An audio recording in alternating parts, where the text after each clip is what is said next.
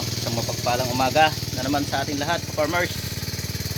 Pasensya na, medyo maingay. May may nagkukuliglig bandaron. Ito na yung napitasan natin ka-farmers. Yan o.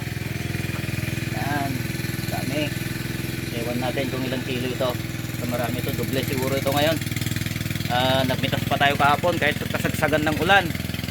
Meron pa doon sa bahay, mga kalating sako yun. Hindi natin nadala lahat. Ayan, ang mitas natin. Inabot din tayo ng mga siguro mga isa't kalating oras yung pagpitas natin. Kaya medyo matagal. Lagatak yung pawis natin.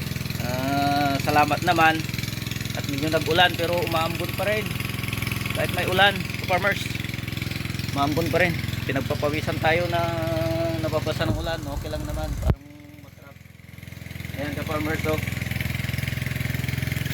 Yan. Ito na yung ani natin. Ganyan karami yung ani natin. Okay sana kung lahat naiangat na natin. Kulang tayo sa oras, kakakulang sa tao.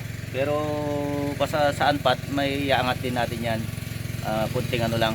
Sabay-sabay naman kasi yung trabaho natin. Pati sa barangay, may sumabay pa tayo doon. Pero di bale, okay lang yan. Kayang-kaya yan. Hindi tayo susuko hanggat may oras. Magtatrabaho tayo sa barangay man o dito sa bukid natin, ka-farmers. Masayang-masaya tayo. Ayan, ka-farmers, dadalhin natin dito ngayon sa bayan, sa Kandun. Sa bagsakan na talaga, yung maramihan na pag nakuha.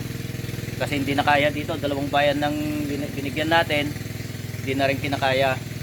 Kaya dalhin na natin doon. Pero bukas, yung pitas natin dyan, kasi balak kong pumitas bukas, dalhin natin yung dalawang bayan na pinagbebenta natin.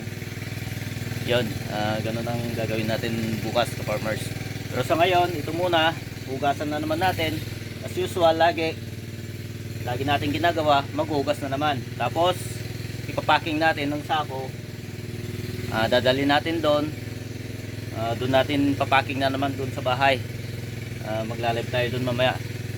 Wala pa pala tayong pang packing, pero binabalak ko kasi sako ngayon ang paglagyan natin. Okay ka-farmers, hanggang dito na lang muna. Ito yung pitas natin, oh. Ayan. Okay.